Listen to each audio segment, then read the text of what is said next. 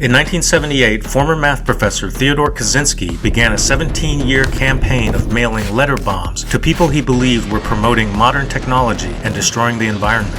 His homemade bombs sent in the mail killed 3 people and injured 23 others. Before he was identified, the media started calling him the Unabomber. He wasn't captured until 1996. FBI agents raided his remote primitive cabin in Montana, where they found many bomb-making materials and 40,000 handwritten journal pages full of incriminating details of his crimes. And many pages were encrypted by some sort of code that he developed. Theories quickly emerged that Kaczynski might be the Zodiac killer. He lived in the San Francisco area during the Zodiac crimes. Like Zodiac, he was interested in bombs and codes. And they both threatened to commit more violence if newspapers didn't publish their works. If you do not print this cipher by the afternoon of 1st of Aug 69, I will go on a kill rampage Fry night. We promise to desist permanently from terrorism after our manuscript has been published. The Unabomber has suggested he may build one more bomb unless either the New York Times or Washington Post agrees to publish a 50-page manifesto outlining his anti-technology viewpoints. There are some similarities in their handwriting, too. I'm not convinced Kaczynski was Zodiac, but I was very curious about how his ciphers worked. Maybe understanding how Kaczynski used cryptography can help us with other cases that involve codes and ciphers. Luckily, the FBI found everything they needed to know about how to unlock Kaczynski's secret messages.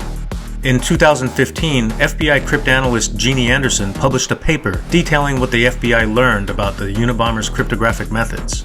So let's see how the notorious domestic terrorist used his homemade cryptography to hide his darkest secrets.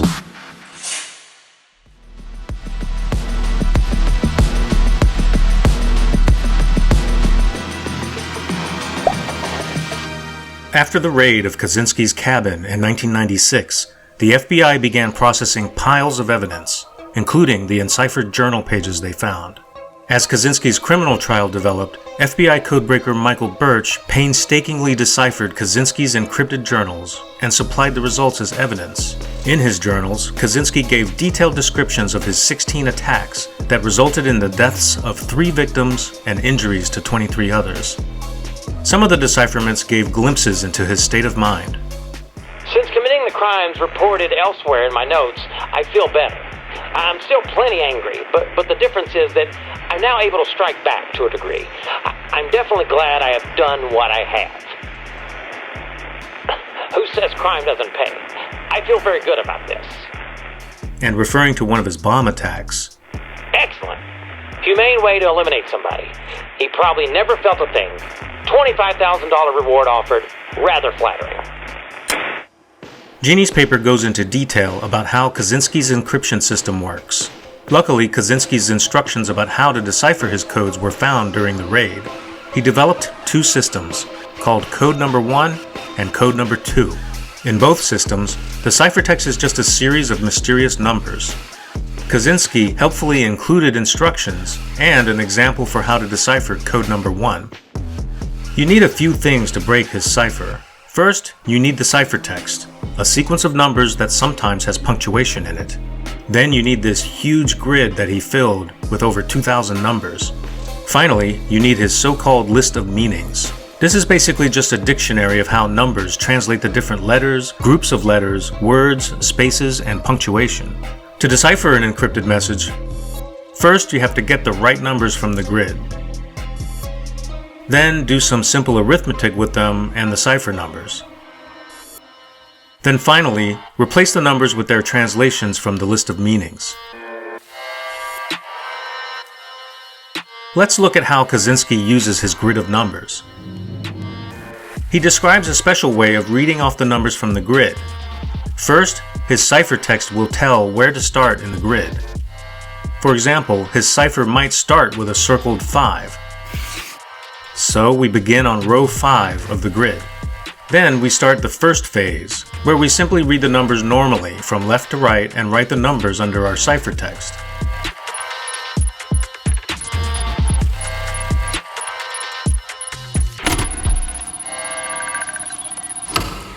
When we get to the end of the grid, we move into the second phase and read the numbers vertically, starting at the top right corner.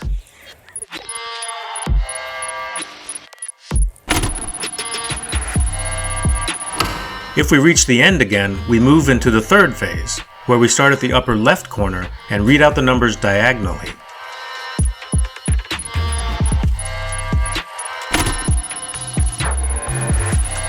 Then we reach the fourth phase, again reading out the numbers diagonally, but starting in the top right corner.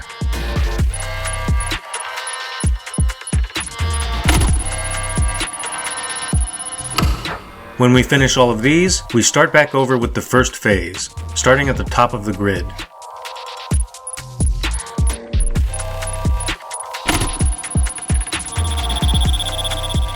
Okay, what was the point of all that? Well, it produces a very long key that is combined with the message to make a pretty secure cipher. The grid is huge. It has 2,268 numbers in it, but since it has 4 phases, which goes through all the numbers 4 times in different orders, the key can get up to 9,072 numbers long before it repeats. That means it's virtually impossible to detect any useful patterns in the ciphertext to crack it without the key. This technique is basically a type of one-time pad, which is a kind of cipher that is impossible to crack if it's used properly, and the key, known as the pad, is kept secret. Here's an example of a one-time pad used by a communist spy in Japan in 1961. It looks similar to Kaczynski's system. Let's look at his decipherment instructions. He includes a sample ciphertext, a series of numbers. His ciphers contain some random punctuation, like this question mark, that are misdirections. They don't translate to anything. They're just thrown in to confuse codebreakers. To start decoding this cipher, we need to figure out where to start in the grid. In his example, he's starting at this position in the grid and is in the first phase. So we read out the numbers horizontally and write them under the ciphertext numbers.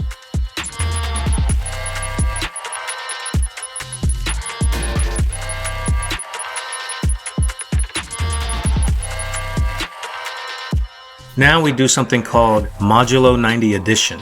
That sounds fancy, but it's simple. It's like regular addition, but you just subtract 90 from the sum until it's less than 90. Let's do that with this first number from the cipher, 72. The number from the grid was 47. Add them together and you get 119. That's bigger than 90, so let's subtract 90. That gives us 29, which we keep since it's less than 90.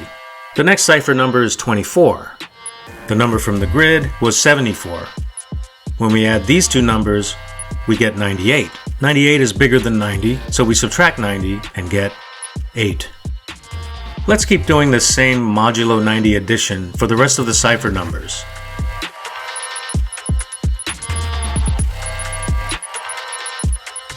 At this point, a question mark appears in the middle of the cipher numbers. What do we do with this?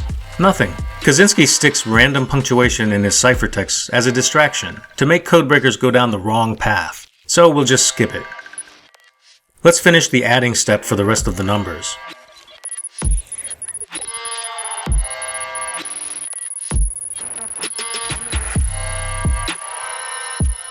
Okay, we're done with all the adding. Now we need to use the list of meanings to translate these numbers into a message. Let's start with 29. In his list, 29 is equal to one of these words: I, me, mine, or my. So he's using that number anytime he refers to himself. We'll have to pick the right word based on the context of the message. So let's just note them all for now. Next up is the number 8. In the list, he translates it to have, but marks it as future tense. So the way to say that with future tense is will have. The next number is 48, which stands for F. 60 stands for R. 66 stands for U. Then just keep going like this for the rest of the numbers.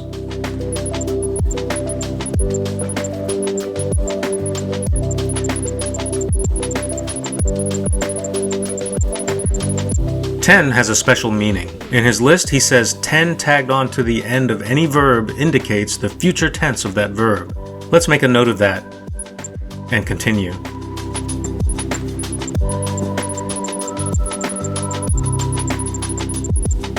Okay, we're done with the substitutions. Now we can fix up the message. We need to figure out which word to use for the number 29. It could be I, me, mine, or my. Let's pick I because it makes the most sense when you read it with will have. This word looks strange.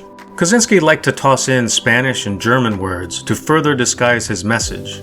Turns out this is a German word, Frühstück, and it means breakfast. Next, we get to a word spelled E-V-R-Y, but it seems clear that it's intended to be the word every, misspelled on purpose to make our task more difficult. Now, Kaczynski makes a note about this number 42, which decodes to C. He says, with each letter underlined with this squiggle symbol, the encoder has made an error in the first digit of the number. Okay, so that means the 4 in 42 is wrong. If we look at the list of meanings, 32 stands for word spacer, which makes sense in this spot since it's followed by a complete word, enjoy. So let's fix 42 with 32 and put the word spacer here. Here's another 29, where we have to pick from one of these words again. I makes the most sense, since it makes this say, I enjoy. So let's choose I. The number 10 has a special meaning. It means the previous word is in future tense. So we'll make a note that this should be will enjoy. 31 can be any of these pronouns. It makes the most sense, since he's talking about breakfast. This word looks like it says digestion, but the J is wrong. The decoded number is 52, and Kaczynski said errors might be with the first digit. Sure enough, the list of meanings has S for 62, so let's fix the misspelling. And here's another word with a possible misspelling. Is this supposed to be food, good, wood, mood? The decoded number is 39. In the list of meanings, G is 49, and the other options like F, W, and M don't end in 9. So let's go with good. Let's go back here where there's another 29. We can pick the right word now because the only way it reads right is, my digestion is good. And now we're done with his example. It reads, I will have breakfast every morning, and I will enjoy it. My digestion is good. We only used a small part of his number grid. His real messages, though, were much longer, so we would eventually have needed to read out the numbers in different directions according to his instructions. Okay, now what about the other way around? How do you use his system to encrypt a message? Let's start with the same message from his example. I will have breakfast every morning, and I will enjoy it. My digestion is good. So we just do the same steps in reverse. Let's throw in a German word. Replace breakfast with Frühstück.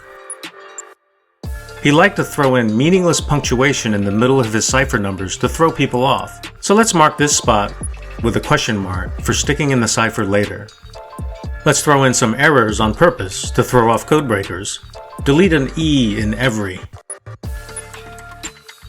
Mess up the space between the words here. Introduce an error in the word digestion and in the word good. Okay, now we can start with the substitutions. The first word is I, which has a special entry in his list of meanings, along with me, mine, and my. So replace it with 29. Will have matches the future tense version of have in his list, which is the number 8. Let's continue by replacing these letters with their numbers. Notice that some letters show up more than once in the list. For example, A could be 39 or 40. D could be 43 or 44. And he has two different numbers, 32 and 33, for the word spacer. So when we assign a number, we can pick any of the options. The multiple choices makes the cipher a bit more secure. This is similar to Zodiac's homophonic ciphers, where he picked from multiple choices for his letter substitutions. Okay, let's encode the letters in the German word, and keep the question mark as a diversion.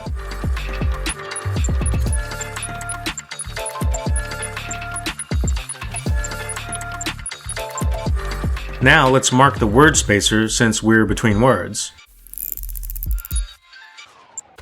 Make the substitutions for the letters in every. Then for morning,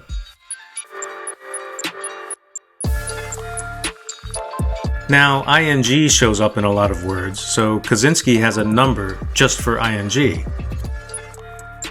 Substitute the comma.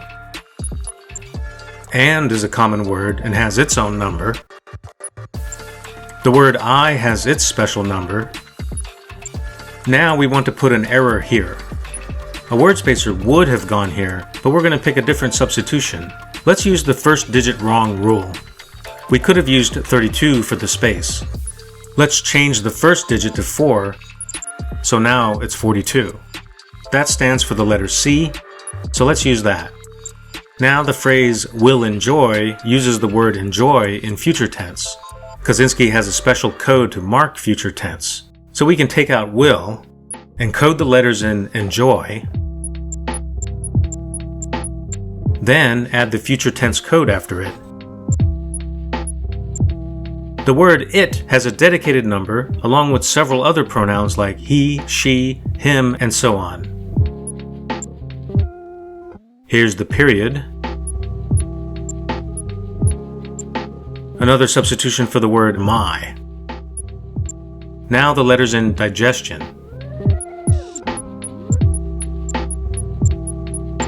We want to insert another error here where the S should have been. If we pick this S, its number is 62. Let's change the first number to 5 to make it 52, which is J in the list. So let's use that. And TION has its own number in the list. Put in a space. Is has its own entry in the list. He has a number just for the word be in its present tense forms such as am, is, and are. So we'll use the number 1 here. Now we want to start the word good, but put in an error for the G. G is 49 in the list. Change the first number 4 to a 3, and we get 39, which is A. So let's put that here. Then finish off the word. And finally, the code for a period.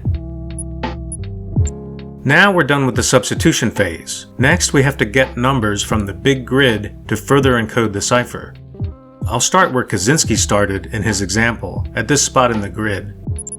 We're in the first phase, so we're going to read the numbers out horizontally and write them all out above the numbers from our substitutions.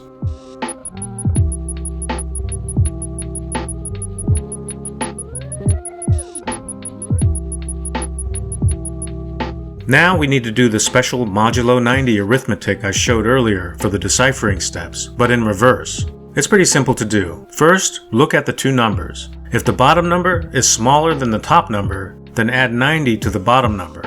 So here, 29 is smaller than 47, so add 90 to it. Then we get 119. Then subtract the top number. So here we subtract 47 from 119, and we get 72. So 72 is the first number that forms our final cipher message. Let's look at the second number, 8. It's smaller than 74, so add 90 to get 98. Then 98 minus 74 makes 24, our second cipher number. Let's keep going with these steps.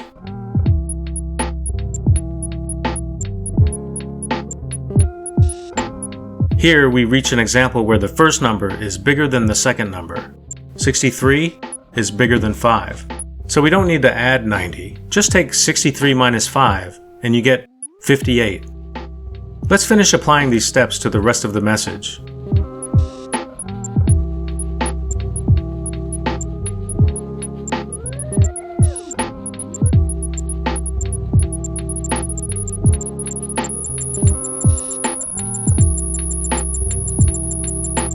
And we're done.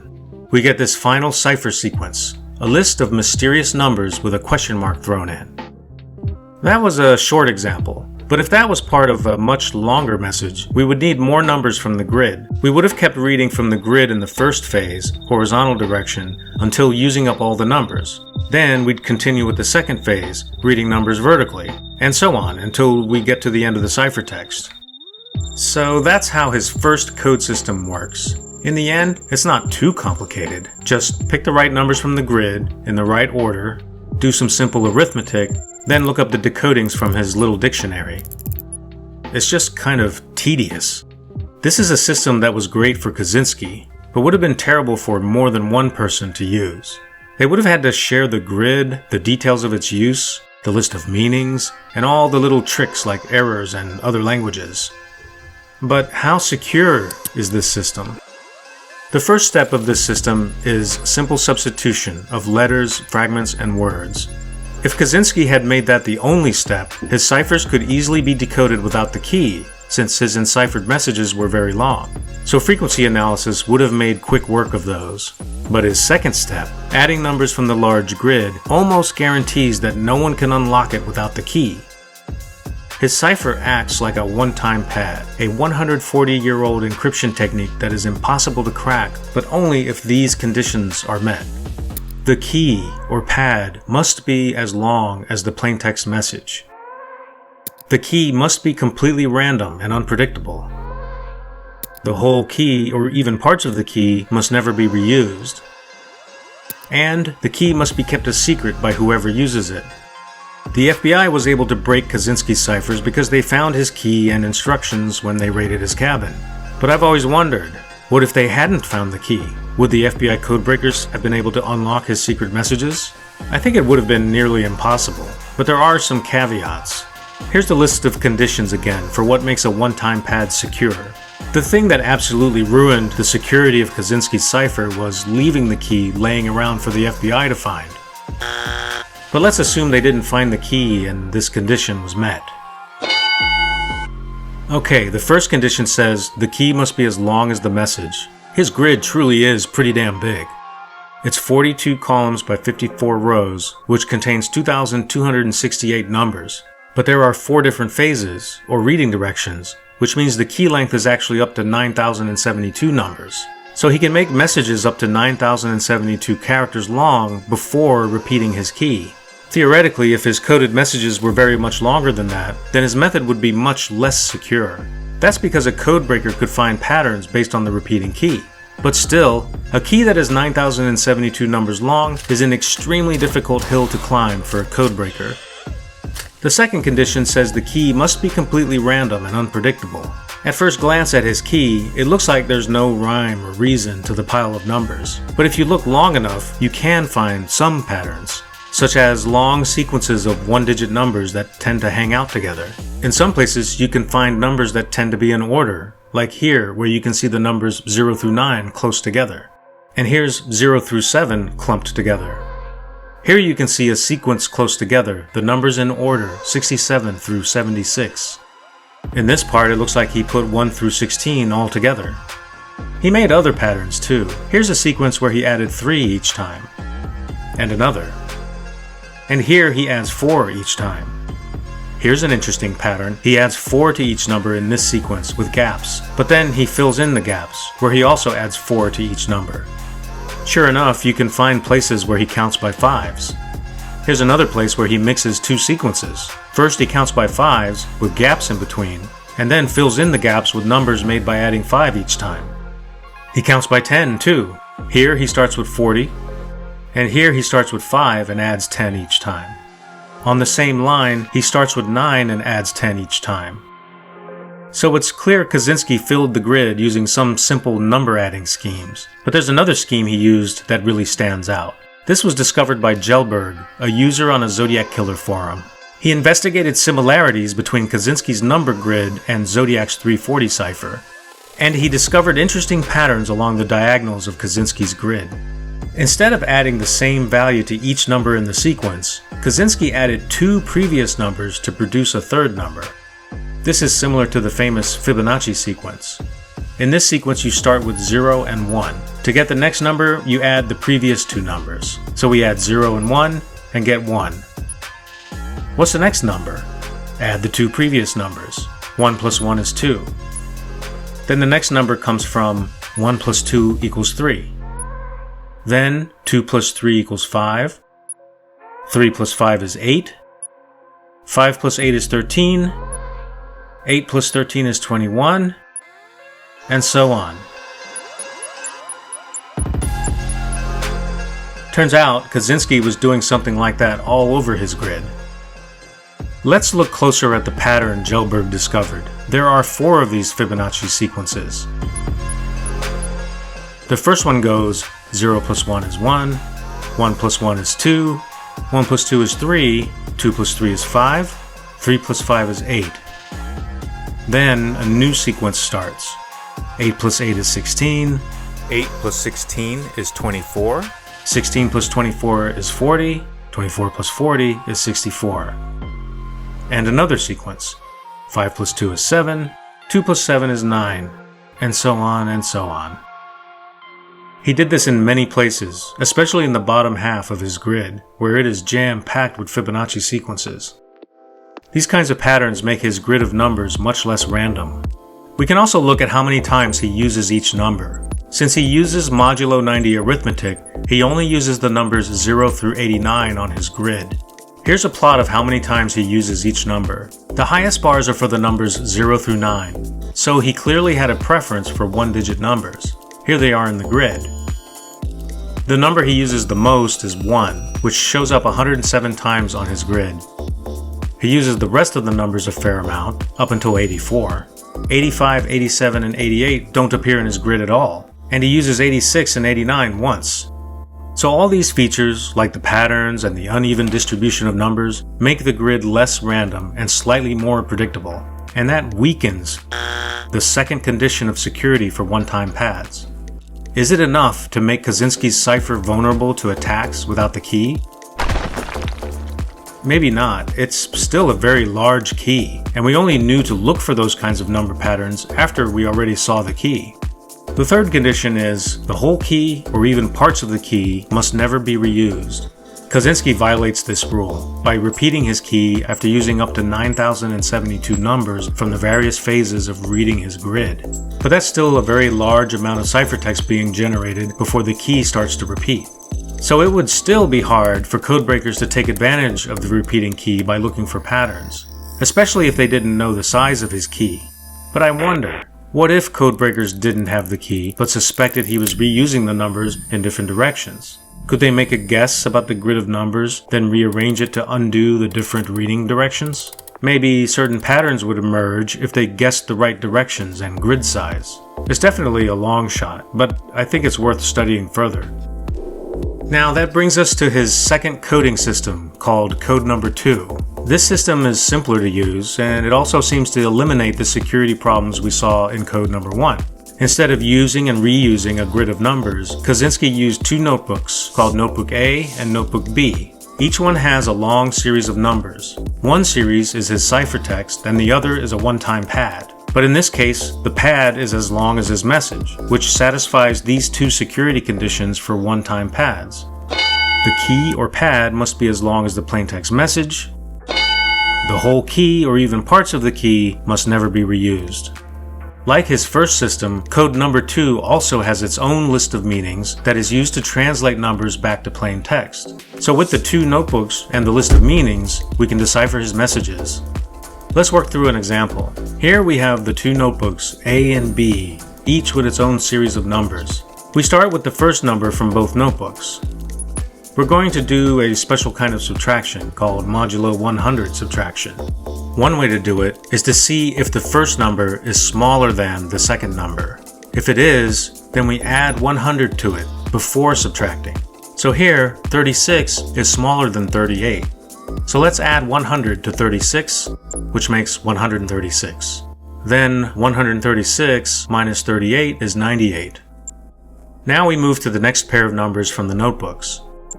86 is bigger than 58, so we can just subtract them, which gives 28. Same with the next pair. 49 minus 39 is 10. Then 22 is smaller than 88, so we have to add 100 to it. Then 122 minus 88 is 34. Let's continue this simple subtraction procedure for the rest of the numbers. Now we're done producing this new sequence of numbers, which is the original cipher with the pad removed from it. What's left is a simple substitution cipher. To get the final message, let's look up the numbers in the list of meanings, just like we did for code number 1. 98 stands for the entire word who. 28 stands for S. 10 stands for A. 34 is Y. 28 is S. And 42 is a space between words. Let's keep going with this simple substitution process.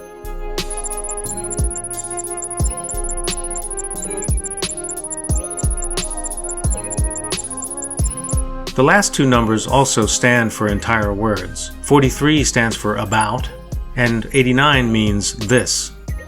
Now we have the final message. Who says crime doesn't pay? I feel very good about this. That was a simple example. Kaczynski probably would have thrown in some intentional mistakes, foreign words, and meaningless punctuation, like he did in his first coding system. Encrypting a message is similar to how it works for his first code system. First, we replace letters, words, and punctuation with numbers from his list of meanings.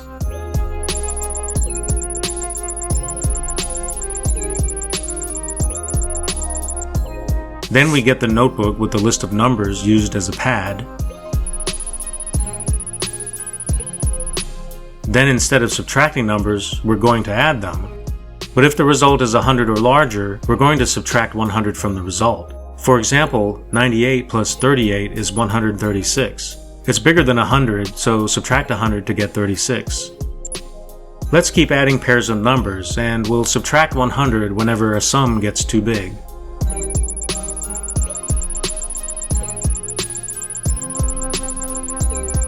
And that's it. We now have two number sequences. We can put our cipher sequence in Notebook A and the pad sequence in Notebook B.